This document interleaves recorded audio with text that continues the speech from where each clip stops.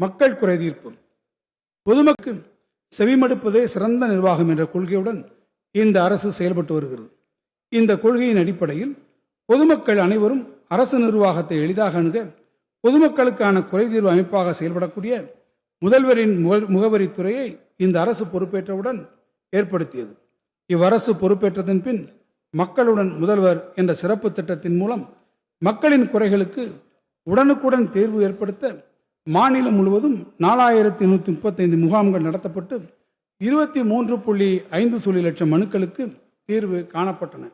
இத்திட்டத்தின் பெரும் வெற்றியை தொடர்ந்து இந்த சேவையினை மேலும் வலுப்படுத்தி அனைத்து தரப்பு மக்களையும் உள்ளடக்கி அவர்களுக்கு சேவைகளை வழங்கும் நோக்கில் இந்த அரசு உங்களுடன் ஸ்டாலின் என்ற புதிய திட்டத்தை தொடங்கியது. இந்த திட்டத்தின் கீழ் அனைத்து மாவட்டங்களிலும் உள்ள நகர்ப்புற, கிராமப்புற பகுதிகளில் 10,000 முகாம்கள் நடத்தப்பட்டுள்ளன. இந்த முகாம்களில் 38.53 லட்சம் மனுக்கள் பெறப்பட்டு 38.48 லட்சம் மனுக்கள் இன்று வரை தீர்வு இறுதி செய்யப்பட்டுள்ளன. இத்திட்டத்தின் அணுகுமுறையால் அரசின் நலத்திட்டங்களையும் சேவைகளையும் மக்கள் எளிதாக பெற முடிந்துள்ளது. சட்டம் ஒழுங்கு, இந்த அரசு மாநிலம் முழுவதும் சட்டம் ஒழுங்கு மற்றும் சமூக நல்லிணக்கத்தை பேணுவதற்கு அதிகபட்ச முன்னுரிமையை அளிக்கிறது.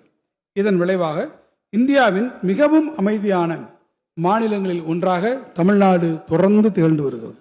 மாநிலத்தின் சட்டம் ஒழுங்கு பாதுகாப்பினை மேலும் வலுப்படுத்தும் வகையில் கடந்த 5 ஆண்டுகளில் தமிழ்நாடு சீருடை பணியாளர் தேர்வு வாரியம் மூலம் 11,777 இரண்டாம் நிலை ஆண் காவலர்கள், 4,482 இரண்டாம் நிலை பெண் காவலர்கள், 839 ஆண் காவல் சார்பாய்வாளர்கள், 220 பெண் காவல் சார்பாய்வாளர்கள் என மொத்தம் 17,318 நபர்கள் காவல்துறைக்கு புதிதாக தேர்வு செய்யப்பட்டுள்ளனர். கடந்த 5 ஆண்டுகளில் மட்டும் 2 புதிய காவல் ஆணையரகங்கள், 3 புதிய காவல் மாவட்டங்கள், 6 புதிய காவல் உட்கோட்டங்கள் மற்றும் 81 புதிய காவல் நிலையங்கள் உருவாக்கப்பட்டு செயல்பட்டு வருகின்றன.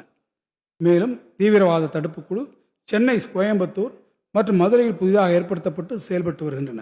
மேலும் சுற்றுக்காவல், போக்குவரத்து மேலாண்மை மற்றும் இதர காவல் பணிகளுக்காக கடந்த 5 ஆண்டுகளில் 4,063 வாகனங்கள் 259 கோடி ரூபாய் செலவில் காவல்துறை பயன்பாட்டிற்காக கொள்முதல் செய்யப்பட்டுள்ளது.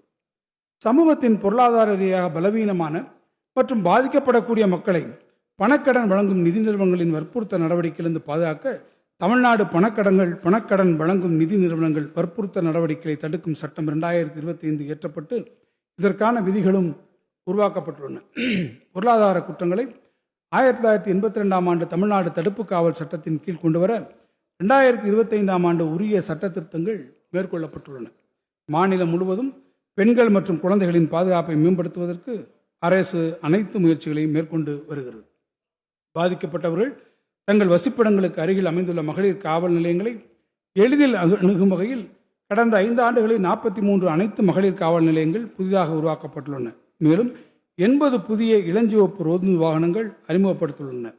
2025 ஆண்டு பெண்ணிற்கு துன்பம் விளைவித்தலை தடை செய்கின்ற திருத்த சட்டத்தை இந்த அரசு இயற்றியுள்ளது. இச்சட்டத்தின்படி பெண்களுக்கு எதிரான பாலியல் வன்கொடுமை மற்றும் துன்புறுத்தல் குற்றங்களுக்கான தண்டனைகள் அதிகரிக்கப்பட்டுள்ளன.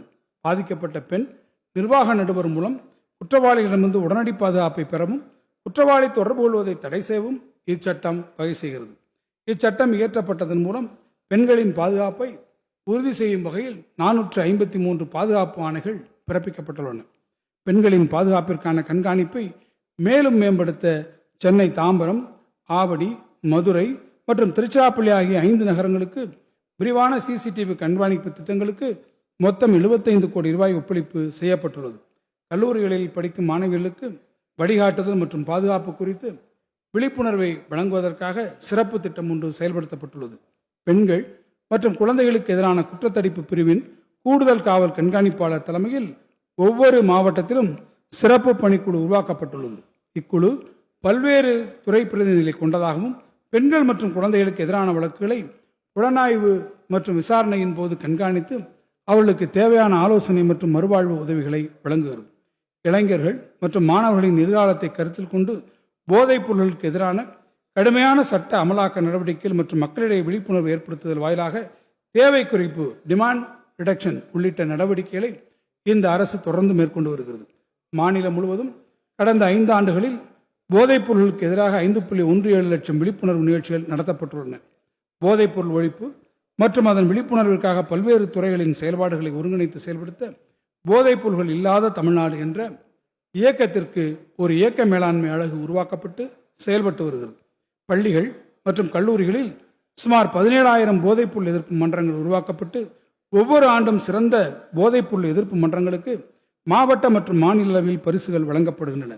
மேலும் கல்வி நிறுவனங்களில் போதைப்பொருள் பழக்கத்திற்கு எதிரான தூதுவர்களாக செயல்பட சுமார் 4 லட்சம் மாணவர்கள் உறுப்பினர்களாக சேர்க்கப்பட்டு பயிற்சி அளிக்கப்பட்டு பல்வேறு விழிப்புணர்வு நடவடிக்கைகள் மேற்கொள்ளப்பட்டு வருகிறது. கடந்த 4 ஆண்டுகளில் மாண்புமிகு முதலமைச்சர்களின் வழிகாட்டுதலின் கீழ் ஒவ்வொரு ஆண்டும் 80 லட்சத்திற்கும் மேற்பட்ட மாணவர்கள் போதைப்பொருள் எதிர்ப்பு உறுதிமொழியை ஏற்றுக்கொண்டனர். போதைப்பொருள் பயன்பாட்டால் பாதிக்கப்பட்டவர்களுக்கு இலவச சிகிச்சை மற்றும் ஆலோசனை வழங்குவதற்காக அரசு மருத்துவமனைகளில் 25 போதை மறுவாழ்வு மையங்கள் திறக்கப்பட்டுள்ளன. போதைப் பொருள்கள் மற்றும் தடை செய்யப்பட்ட புகையிலைப் பொருள் ஆகியவை கிடைப்பது குறித்து புகார்களை தெரிவிக்க போதைப் பொருள்கள் இல்லாத தமிழ்நாட்டிற்கான அலைபேசி செயலி உருவாக்கப்பட்டுள்ளது. குறிப்பாக கல்வி நிறுவனங்களை சுற்றி போதைப் பொருள்கள் மற்றும் தடை செய்யப்பட்ட புகையிலைப் பொருள்களை விற்பனையை தடுக்கும் வகையில் சிறப்பு குழுக்கள் உருவாக்கப்பட்டு அதன் மூலம் அரசு கடுமையான நடவடிக்கை எடுத்துள்ளது. போதைப் பொருள்களை தடுக்க அரசின் கடுமையான நடவடிக்கைகளின் காரணமாக கடந்த 5 ஆண்டுகளில் 73,616 நபர்கள் கைது செய்யப்பட்டும் 8,949 வங்கிக் கணக்குகள் மற்றும் 21 கோடி ரூபாய் மதிப்பிலான சொத்துக்கள் முடக்கப்பட்டும் உள்ளன. தீயணைப்பு மற்றும் மீட்பு பணிகள். காக்கும் பணி எங்கள் பணி என்ற கொள்கையின் அடிப்படையில் இயங்கி வரும் தீயணைப்பு மற்றும் மீட்பு பணிகள் துறை கடந்த 5 ஆண்டுகளில் 1,10,836 தீ விபத்து அழைப்புகளிலும் 4,50,832 மீட்பு அழைப்புகளிலும் பணியாற்றி 52,837 மனித உயிர்களையும் 2,898 கோடி ரூபாய் மதிப்புள்ள உடைமைகளையும் காப்பாற்றியுள்ளது. கடந்த 5 ஆண்டுகளில் மட்டும் 281 கோடி ரூபாய் மதிப்பிலான தீயணைப்பு வாகனங்கள் மற்றும் தீயணைப்பு பணியாளர்களின் பாதுகாப்பு கருவிகள் கொள்முதல் செய்யப்பட்டுள்ளன. கடந்த 5 ஆண்டுகளில் 39 இடங்களில் தீயணைப்பு மற்றும் மீட்பு பணி நிலையங்களுக்கான கட்டடங்கள் கட்டுவதற்காக 213 கோடி ரூபாய் அனுமதிக்கப்பட்டுள்ளது. 37 புதிய தீயணைப்பு மற்றும் மீட்பு பணி நிலையங்கள் தொடங்கப்பட்டுள்ளதுடன் 9 தீயணைப்பு மற்றும் மீட்பு பணி நிலையங்கள் மேம்படுத்தப்பட்டுள்ளன.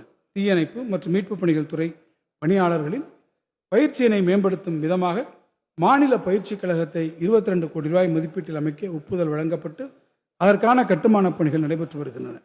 சிறைகள் மற்றும் சீர்திருத்த பணிகள். சிறைகளின் உட்கட்டமைப்பு வசதிகளை உயர்த்துவதில் இந்த அரசு தீவிர கவனம் செலுத்தி வருகிறது. தற்போதைய சூழ்நிலையில் கேட்போம் சிறைவாசிகளின் நலத்தை கருத்தில் கொண்டும் தற்போது கோயம்புத்தூரில் இயங்கி வரும் மத்திய சிறை மற்றும் பெண்கள் தனிச்சிறையினை 327 கோடி ரூபாய் மதிப்பீட்டில் இடமாற்றம் செய்வதற்கு அனுமதி வழங்கப்பட்டு அதற்கான பணிகள் நடைபெற்று வருகின்றன.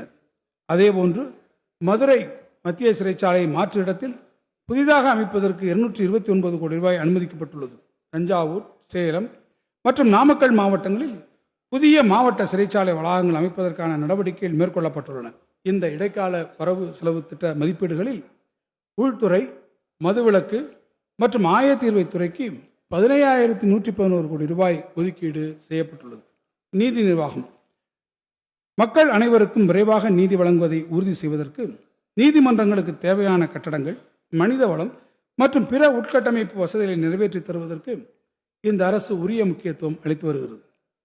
கடந்த 5 ஆண்டுகளில் 25 சிறப்பு நீதிமன்றங்கள் உட்பட 82 நீதிமன்றங்கள் 176 கோடி ரூபாய் மதிப்பீட்டில் புதிதாக உருவாக்கப்பட்டுள்ளன. நீதிபதிகள் குடியிருப்புகள், சட்ட அதிகாரிகள் வளாகம் மற்றும் பிற உள்கட்டமைப்பு வசதிகளுக்காக கடந்த 5 ஆண்டுகளில் 1,118 கோடி ரூபாய் ஒதுக்கீடு செய்யப்பட்டுள்ளது. இந்த இடைக்கால வரவு செலவு திட்ட மதிப்பீடுகளில் நீதி நிர்வாகத்திற்கு 2,455 கோடி ரூபாய் ஒதுக்கீடு செய்யப்பட்டுள்ளது. பதிவுத்துறை. அலுவலகத்திற்கு நேரில் வராமல் ஆவணப்பதிவு செய்வதை முக்கிய நோக்கமாக கொண்டு ஆவணப்பதிவுகளுக்கான மேம்பட்ட விரிவான இணையதளம் ஸ்டார் 3.0 செயல்படுத்தப்பட்டுள்ளது. மேலும் நவீன வசதிகளுடன் கூடிய மாதிரி சார்பதிவாளர் அலுவலகங்கள் சென்னை, அடையாறு மற்றும் பெரியமேடு பகுதிகளில் திறந்து வைக்கப்பட்டுள்ளன. மேலும் 32 மாதிரி சார்பதிவாளர் அலுவலகங்களின் கட்டுமான பணிகள் முன்னேற்றத்தில் உள்ளன.